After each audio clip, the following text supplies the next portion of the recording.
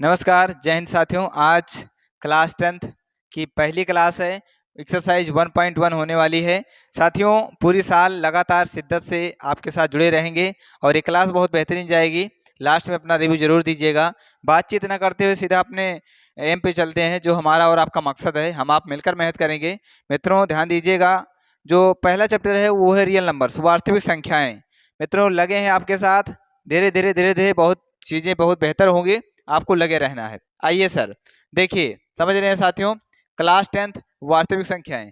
क्या साथियों? वास्तविक संख्याएं। प्रश्नावली 1.1 वन शॉट खत्म। खत्म है, इसी में आने जाने की जरूरत नहीं है। इसी में खत्म, अभी जाते जाते सब खत्म हो जाएगा। ठीक है, ये है आपका थंबनेल। ठीक है, मैथ का डर खत्म मित्रों, मैथ का डर खत्म। क्या बोल रहे हैं? सच बोल रहे हैं जो बोल रहे हैं भाई। मैथ का डर खत्म, बिल्कुल सर खत्म हो जाएगा। मैथ का डर खत्म हो जाएगा। कौन आ चुके हैं? आपके आलोक सर आ चुके हैं। ठीक है, चलिए आगे बढ़ते हैं देर न करते हुए। इसी प्रकार अब आगे बढ़ेंगे। दोस्त मायूस मत होना, जिंदगी से किसी भी वक्त तेरा नाम बन सकता है। दोस्त मायूस ना मत होना, जिंदगी से किसी भी वक्त तेरा नाम बन सकता है। मित्रों, अगर दिल में हो आग और हौसले हो बुलंद, दिल में हो आग हौसले हो बुलंद, तो अखबार बेचने वाला भी कलाम बन सकता है। अखबार बेचने वाला भी कलाम बन सकता है, कलाम बन सकता है। ठीक है, चलिए लेट न करते हुए अपनी कहानी को शुरू करेंगे। मित्रों, अपनी कहानी को ध्यान दीजिएगा आराम से। प्रश्नावली 1.1 निम्नलिखित संख्याओं को आभाज्य गुणनखंडों के रूप में व्यक्त कीजिए। आभाज्य गुणनखंडों के रूप में व्यक्त करना है। और ये वाटर मार्क दिख रहा होगा जनता का ईयर क्लासेस का, है ना? हाँ सर, आज तो असली मजा आ रही है पढ़ने में। बिल्कुल मजा आएगी मित्रों, ध्यान देने वाली बात है बस। देखिए, आज मजा आएगी। ठीक है, निम्नलिखित संख्याओं को आभाज्य गुणनखंडों के गुणनफल के रूप में लिखिए। मित्र, आभाज्य और भाज्य क्या है इसके बारे में पहले चर्चा करेंगे। आभाज्य और भाज्य क्या है, तो जरा ध्यान दीजिएगा, ध्यान दीजिएगा। भाज्य, भाज्य अगर बात करें तो भाज्य संख्या देख लिया जाए। भाज्य संख्या ऐसी संख्या, नोट करिएगा, ऐसी संख्या जिसके दो से अधिक गुणनखंड हो, जिसके दो से अधिक गुणनखंड हो। अधिक अधिक क्या हो? गुणनखंड हो। दो से अधिक गुणनखंड हो, उसे भाज्य संख्या कहते हैं। क्या बोलते हैं मित्र? भाज्य संख्या। ठीक है, दूसरा है अभाज्य संख्या। अभाज्य अभाज्य संख्या, अभाज्य संख्या के बारे में ध्यान दीजिएगा। केवल दो गुणनखंड हो, जिसके केवल केवल कितने गुणनखंड हो? दो गुणनखंड हो। केवल दो गुणनखंड हो, उसे हम बोलते हैं अभाज्य संख्या। क्या बोलते हैं? अभाज्य संख्या बोलते हैं। यानी समझ में आ गया होगा भाज्य संख्या क्या है, अभाज्य संख्या क्या है। आराम समझ गए होंगे मित्र। भाज्य संख्या वही संख्याएं जिसके दो से अधिक गुणनखंड हो, और अभाज्य संख्या वो संख्या जिसके केवल और केवल कितने गुणनखंड हो? दो गुणनखंड हो। तो दोनों ये आपकी संख्याएं हैं। चलिए सर, इसको तो समझ गए। हाँ सर, अब आगे बताओ। आभाज्य गुणनखंडों के गुणनफल के रूप में व्यक्त करना है। तो आभाज्य गुणनखंड के गुणनफल के रूप में व्यक्त करना है, तो कैसे करेंगे? चलिए सर करते हैं, आइए। एक मिनट सर, सॉरी। हाँ, अब इसको हम रफ कर दें। इसको हम रफ कर देते हैं मित्रों, और इसके बाद में आगे चर्चा करते हैं क्या करना है। इसको नोट ही कर लिए होंगे आप। और इसका प्रॉपर तरीके से, अगर आपको सॉल्यूशन प्रॉपर तरीके से पीडीएफ चाहिए, तो आप व्हाट्सएप ग्रुप से जुड़ जाइए। नंबर आपको मिल रहा है, और इसके नीचे व्हाट्सएप ग्रुप भी है। इसके नीचे क्या है?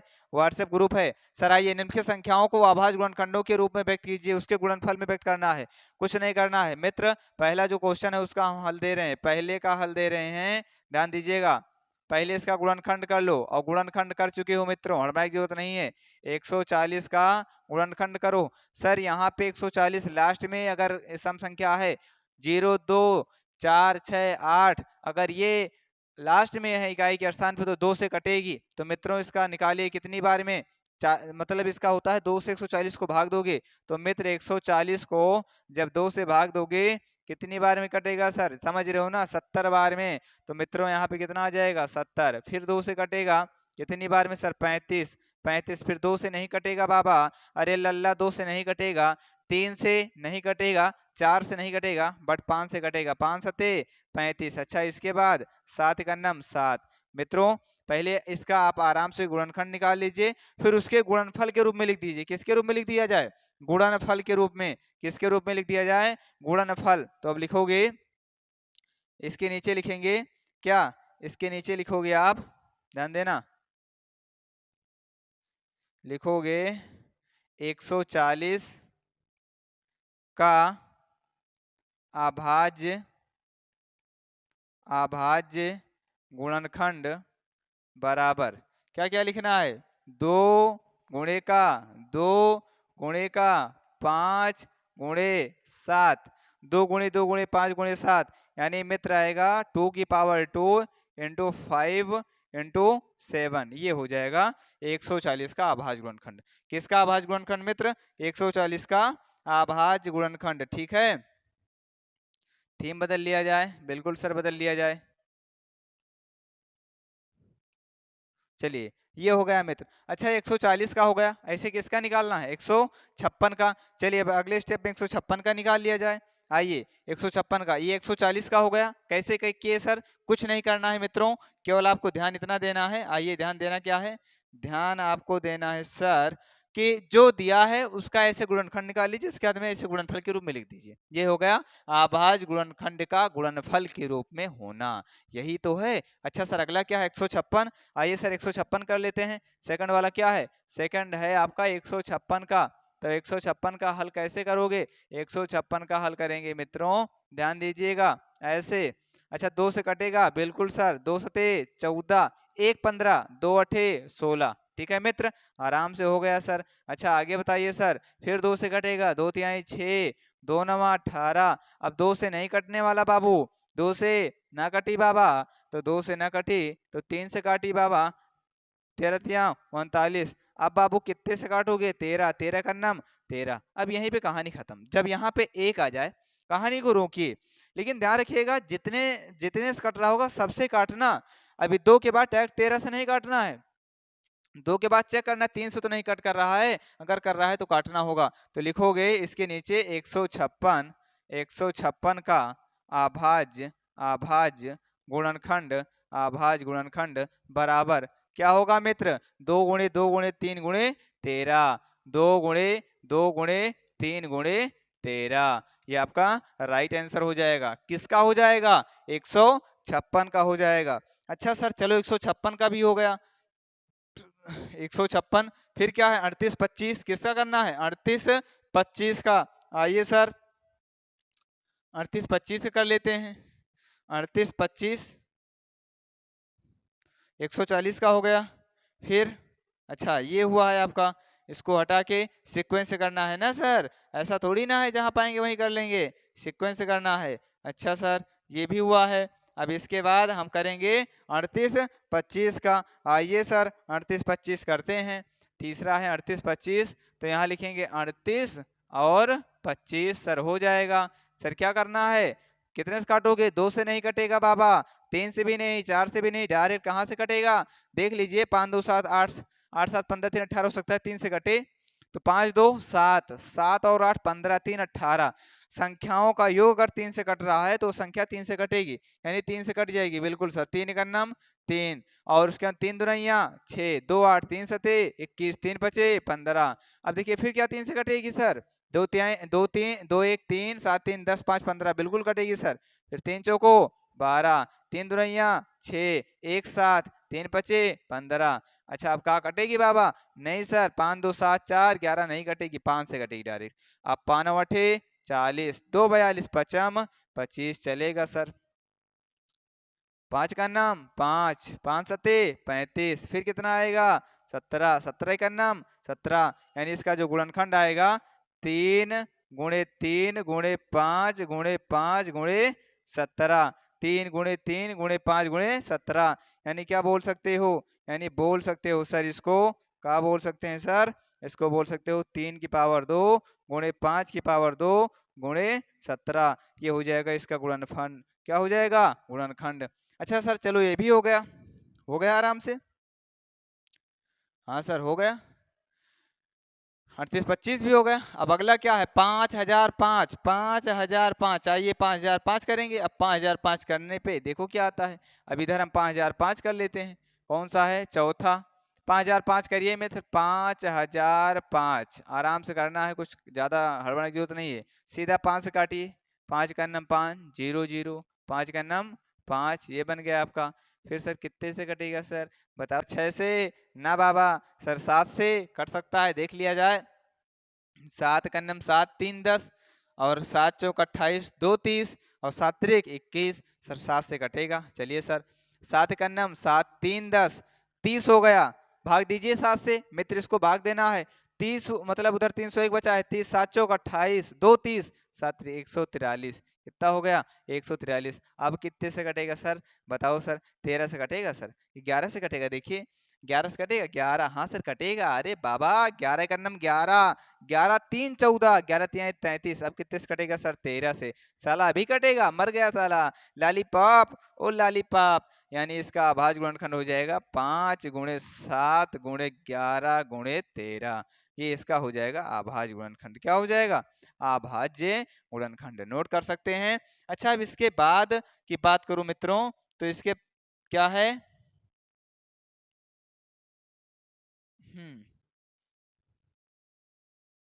क्या था देखिए, इसके बाद था आपका 74 29 74 29। अच्छा 74 29 आओ देखते हैं, 74 29 बिल्कुल सर देखेंगे, क्या दिक्कत है। अच्छा 74 29 देखिए, 74 29 पांचवा है लास्ट, 74 और 29, 74 29 कौन कौन कर लेगा बताओ सर? इसको एक बार मित्रों 17 से कटेगा है ना 17।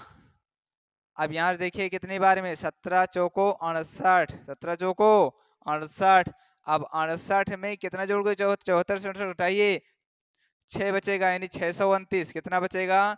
629, भाग दीजिए 17 से, चलो भाग ही दे देते हैं सर, भाग दे लें, कर दो भाग, 17 भागे 74 29, 17 चौको 68, 68 6 बचा 62।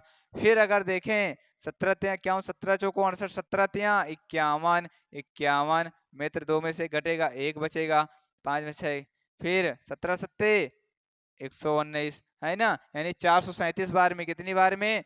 437। क्या सर फिर कटेगा? नहीं सर 17 से तो नहीं कटेगा, 18 से नहीं सर 19 से।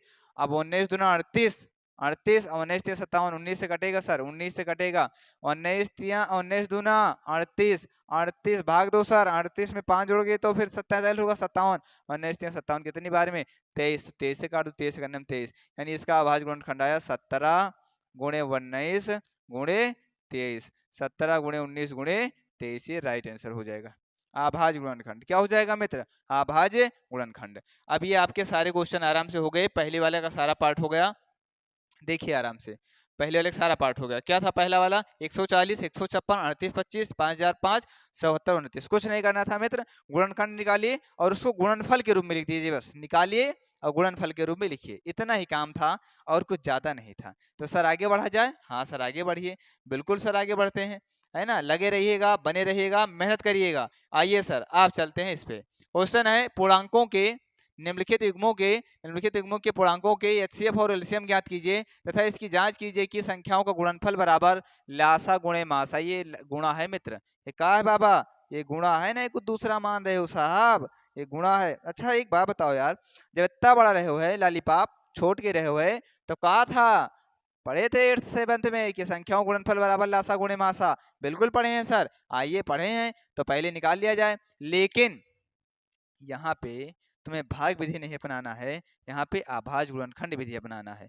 तो यहाँ से हम बात करें लासा और मासा निकालोगे कैसे, तो पहला पार्ट लेते हैं, पहला पार्ट 26, 26 का अभाज्य गुणनखंड करिए साथियों। 26 का अभाज्य गुणनखंड कितने, तो हो जाएगा 2 गुणे 13, अभाज्य गुणनखंड 2 गुणे 13। अच्छा 91 का अभाज्य गुणनखंड करिए, 91 का अभाज्य गुणनखंड जैसे भी पीछे किए थे, कितना होगा? 93 यानी 7 गुणे 13 बनेगा, 7 गुणे 13। अब देखिए यहाँ पे हम लासा निकालते हैं, एलसीएम भी निकालते हैं और कॉमा एचसीएफ भी निकालते हैं, एचसीएफ भी निकालते हैं। मित्रों एलसीएम पता है क्या होता है? जो कॉमन हो उसको भी लिखते हैं, जो कॉमन नहीं हो उसको भी लिखते हैं गुणे में। बताओ दोनों में कॉमन क्या है? दोनों में कॉमन क्या है सर? 13, तो 13 एक ही बार नोट होगा, जो कॉमन है उसको भी लिखते हैं, लेकिन एक बार जो कॉमन नहीं उसको भी लिखिए। 2 और 7 कॉमन नहीं है तो 2 गुणे में 7 दोनों लिखा जाएगा, 13 गुणे 2 गुणे 7। अब यहाँ से अगर मित्र बात करें तो 13 दूना 26 और 26 गुणे 7 यानी 7 छंग 42, 7 दूनी 14, 14 4 18, 182। कितना हो गया? 182। HCF क्या निकलेगा? जो दोनों में कॉमन हो। HCF का मतलब होता है मित्रों, मासा का मतलब होता है जो दोनों में हो। तो कितना आएगा? 13। कितना आएगा? 13। चलिए, ये हो गया लासा, ये हो गया मासा। मित्र ध्यान समझिएगा, अगले जो पार्ट हैं वो आपको करने होंगे, लेकिन इसे समझा के बेहतरीन ढंग से जाऊंगा, इस चीज को ध्यान रखना। रुको रुको, आओ आओ आओ। अब लिखेंगे जांच। का लिखेंगे? अरे बाबा, जांच करना है। तो सुरा जांच करना है। क्या करना है? जांच। आओ जांच करिए। जांच में क्या लिखना है? संख्याओं का गुणनफल, गुणनफल बराबर एलसीएम गुणे एचसीएफ। मित्रों, संख्याओं गुणनफल संख्या क्या क्या थी? संख्या थी मित्र 26 गुणे 91 बराबर लासा कितनी आया? लासा 182 गुणे मासा कितना आया? 13। सर विश्वास है? हमें तो विश्वास है सर। 26 91 का गुणा करो बाबा, जैसे गुणा करोगे मित्र कितना आएगा देखो। अच्छा सर, चलो 26 के 6 मान लिए। उसके बाद सर आओ सर बताते हैं क्या होगा। 26 के 6 हासिल 2। अच्छा 26 का 9 से गुणा करो। 26 को 9 से गुणा करो सर। 9 छंग 54 के 4। अच्छा ठीक है। और 9 3 18 23 यानी 234 हासिल 2 बचा था 234 यानी 236, 223 66 इधर आया सर। उधर देखिए सर, 13 दूना 26 के 6 हासिल 2। अच्छा सर 13 104, 104 2 106 हासिल 10। 13 का नाम 13 10 23 यानी 23 66। इधर भी 23 66 आया, इधर भी 23 66 आया। देखो बराबर है कि नहीं बराबर? यानी कह सकते हो अतः संख्याओं गुणनफल बराबर लासा गुणे मासा। जांच करना था, सत्य है। क्या लिखेंगे? सत्य है। जांच करना था तो लिखेंगे सत्य है, क्योंकि कह रहा था जांच कीजिए। तो जांच हो गई मित्र, क्या दिक्कत है? अच्छा आगे। अच्छा इसी पे अगला क्वेश्चन क्या है, ध्यान दीजिए। अगला क्वेश्चन क्या कहता है मित्र? क्या बोल रहा है सर? आइए आइए आइए आइए, कहाँ गया आपका क्वेश्चन? Question question question.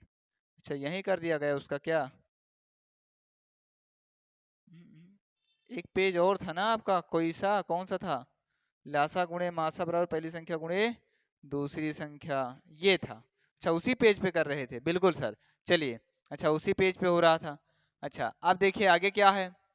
अब दूसरा है 510 और 92। 510 और 92। चलिए सर 510 और 92 कर लेते हैं। कह रहा है 510 और 92। 510 करना है, पहले 510 का फैक्टर कर लिया जाए। 510 करिए सर। 2 से 2 दुनिया 4, 1 5, 2 पंचे 10, 1 11, 2 पंचे 10 हो जाएगा सर, है ना? अच्छा फिर सर 5 5 10 दोबारा 3 से कटेगा। 3 अठे 24, 1 25, 3 पचे 15 सर। फिर 5 से 5 17 पचे 85। फिर सर 17 का नाम 17 यानी 510 का जो गुणनखंड आया, अभाज्य गुणनखंड, वो आया 2 गुणे 3 गुणे कितना आया? 5 गुणे गुणे 17। अच्छा सर इसके बाद क्या था? इसके साथ साथ एक संख्या और थी। कौन संख्या थी सर? 92। और 92 का आराम से कर लो सर, कहीं भी कर लिया जाए 92 का। 92 का जैसे करोगे सर, 2 से कितने 2 चौको 8, 1 9, 2 छंग 12। फिर 2 से कटेगा सर, फिर कितने बार में? 23 बार में सर। 23 दूना 46। फिर 23 किससे कटेगा सर? किसी से नहीं, केवल और केवल 23 का नाम 23, यानी बन जाएगा आपका 2 गुणे 2 गुणे 23। यानी किसका है ये? 92। 92 लिखोगे 2 गुणे 2 गुणे 23। अब लिखेंगे एलसीएम। पहले एचसीएफ निकाल लिया जाए क्या? एचसीएफ। एचसीएफ बोलता है जो कॉमन है उसे ही लिखिए, जो दोनों में है उसे ही लिखना है। दोनों में क्या है? 2 है। देखो दोनों में 1 2 है, यही तो है। यहाँ 2, यहाँ 2, 1 2 उतार लिया जाएगा। क्या उतार लिया जाए? 1 2। और कुछ कॉमन ना सर, है ही नहीं। तो एचसीएफ तो 2 आ गया सर। एलसीएम, एलसीएम की बात किया जाए तो जो कॉमन है उसको भी लिखेंगे। तो एक बार 2 लिख लिया जाएगा। फिर है ही नहीं कुछ कॉमन, तो वहां का 3 भी लिया जाएगा, उधर का 5 भी लिया जाएगा, उधर का 17 भी लेंगे। फिर इधर का 2 लेंगे और 23 लेंगे। 2 लेंगे और 23 लेंगे। मित्र लासा और मासा को ढंग से समझिएगा। जो कॉमन है दोनों में वो मासा है, जो कॉमन है उसको भी गुणे, जो नहीं है उसको भी जब लिखेंगे तो वहां से लासा आ जाएगा।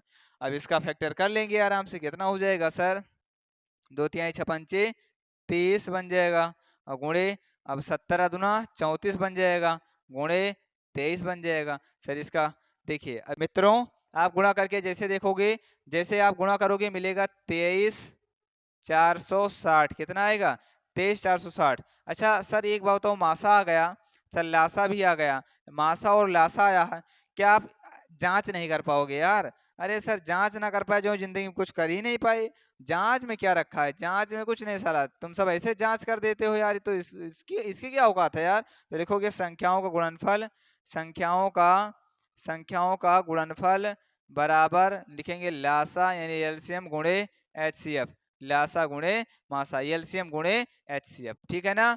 अच्छा लासा गुण संख्या गुणनफल लासा गुणे मासा। अब संख्या का गुणनफल कर लो, संख्या क्या थी सर, संख्या थी आपकी 510, 510 गुणे दूसरा क्या थी 92, उधर लासा कितना था 23,460, और गुणे में सर मासा कितना था, मासा था 2, मासा कितना था सर, मासा था 2। सर गुणा कर लेना, इधर भी गुणा कर लेना उधर भी, ये आपका HW है, ये क्या है आपका, ये आपका HW है, ये आपको करना है, गुणा कर लोगे मित्र। आगे बढ़ा जाए अगले क्वेश्चन की तरफ, आइए अगला क्वेश्चन क्या कहता है, ध्यान दीजिएगा।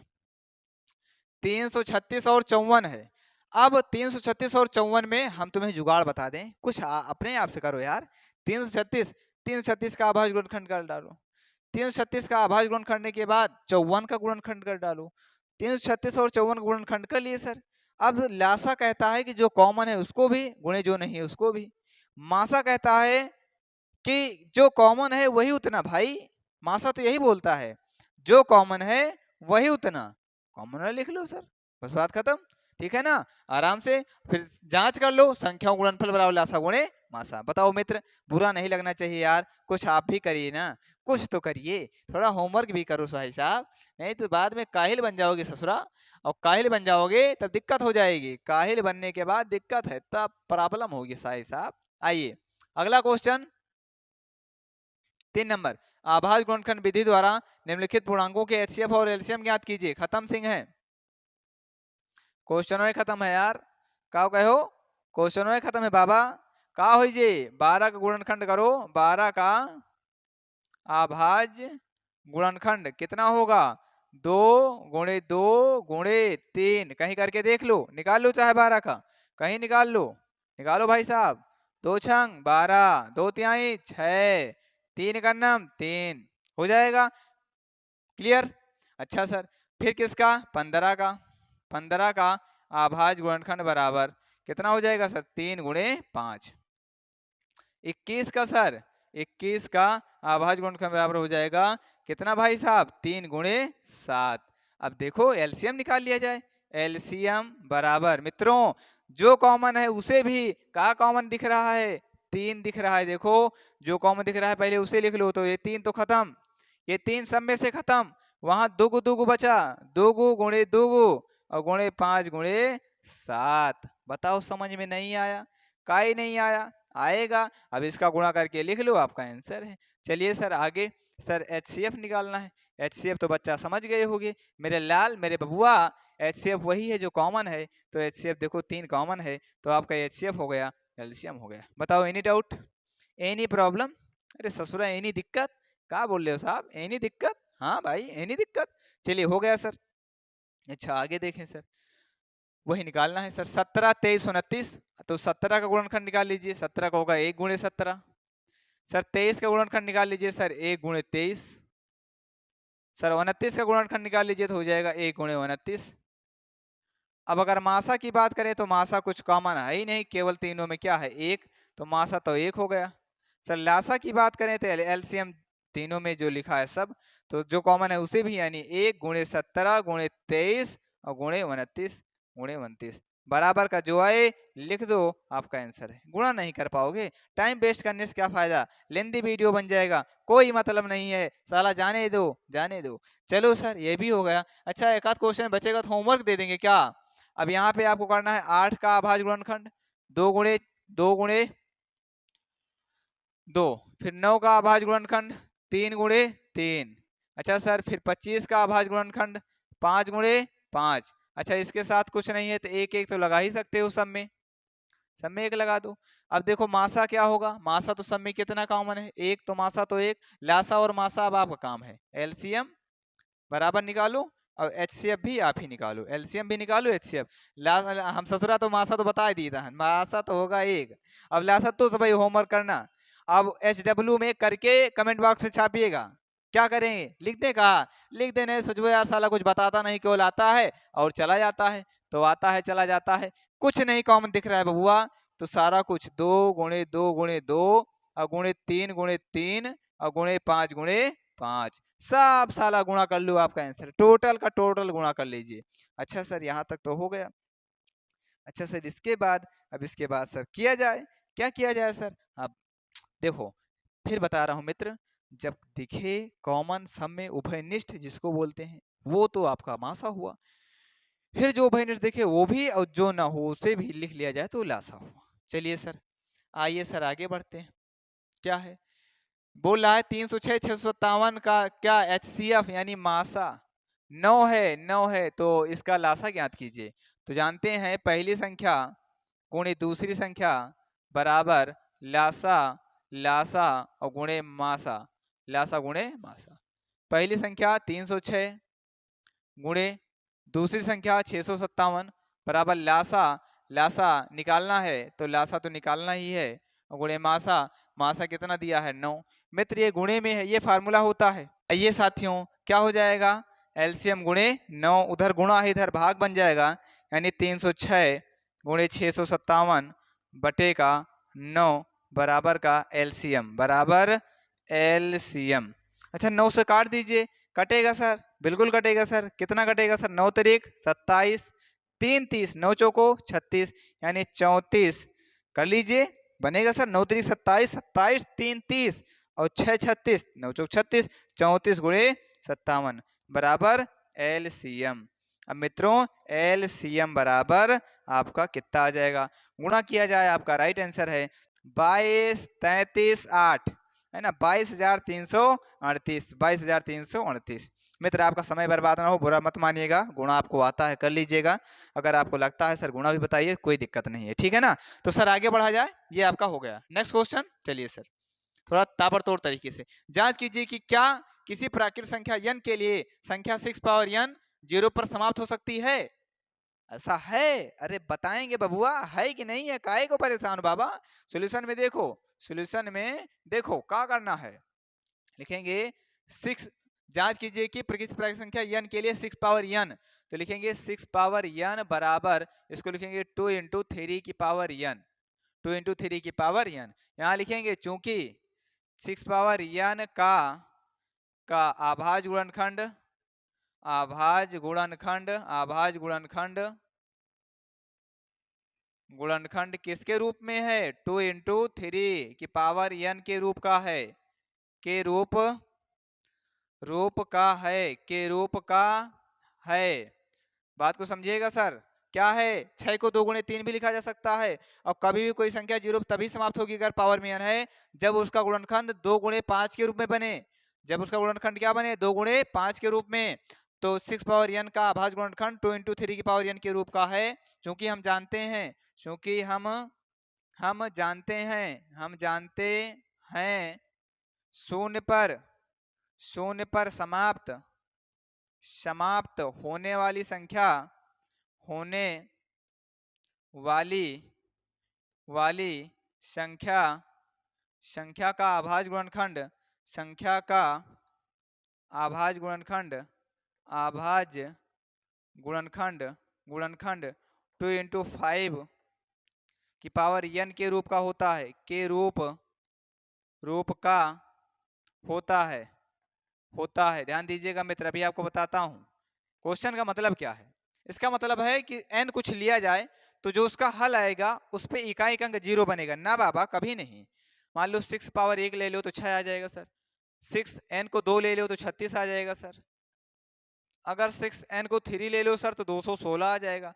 कहीं सर 0 पे समाप्त दिख रहा है, समाप्त नहीं दिख रहा है, 0 पे समाप्त कभी भी नहीं दिख रहा है, इकाई का अंक 0 नहीं बन रहा है, तो 0 पे नहीं समाप्त होगा। लेकिन अभी 10 होता तो 10 होता तो 10 की पावर 1 मतलब 10 का नाम 10, 10 की पावर 2 मतलब 100, 10 की पावर 3 मतलब 1000, समाप्त हो जाता। यानी आप कह सकते हो मित्र कि ये इस रूप का नहीं है। अगर 0 पे समाप्त होने वाली संख्या का जो अभाज्य गुणनखंड होता है वो 2 × 5 की पावर n के रूप का होता है, इसलिए 6 पावर n अंक शून्य पर समाप्त नहीं होगी। अंक शून्य पर समाप्त नहीं हो सकती, नहीं हो सकती। ये आपका राइट आंसर है, समाप्त नहीं हो सकती। ये आपका राइट आंसर है मित्र, समझ में आया होगा। कभी भी 0 पे समाप्त नहीं होगा, और 0 पे समाप्त तभी वो संख्या होगी जब 2 × 5 की पावर n के रूप का हो। चलिए सर आगे बढ़ा जाए। बात यहाँ तक समझ में आई? बोलो हाँ या ना। अरे क्या कहते हो यार जिगर, क्या कहते हो भाई साहब? चलिए सर आगे बढ़ते हैं। ये सब मिलेगा, टेलीग्राम ग्रुप से जुड़ जाइए, व्हाट्सएप ग्रुप से जुड़ जाइए, टेलीग्राम पे प्रॉपर आपको पीडीएफ मिलता रहेगा। चलिए सर आगे व्याख्या कीजिए कि ये क्या भाज्य संख्याएं हैं, क्यों? तो अभी बताओ, शुरुआती दौर में बता दिए थे कि भाज्य संख्याएं किसे कहते हैं? जिसके 2 से अधिक गुणनखंड हो उसे भाज्य संख्या कहते हैं, और जिसके केवल 2 गुणनखंड हो उसे अभाज्य संख्या कहते हैं। तो आइए सर हम हल करते हैं। हल करने में क्या लिखेंगे बाबा? हल करने में लिखेंगे क्या? 7 × 11 × 13 + 13 बराबर 13 कॉमन ले लो, 7 × 11 और प्लस का गुणे का कितना बनेगा? गुणे का 1 प्लस का 1 यानी बन जाएगा 13, और गुणे में 11 से 23 77 और प्लस 1 यानी 78, यानी 13 और गुणे का 78। अब यही रुको, चूंकि इसके 2 से अधिक गुणनखंड हैं, 2 से बिल्कुल है सर, 2 से भी कटेगा, जो संख्या आएगी 78 से भी कटेगी, 13 से भी कटेगी, और ये संख्या किससे कटेगी सर? बहुत मतलब 2 से अधिक गुणनखंड है इसके, 1 से भी कटेगी। तो इसके 2 से अधिक गुणनखंड हैं, अधिक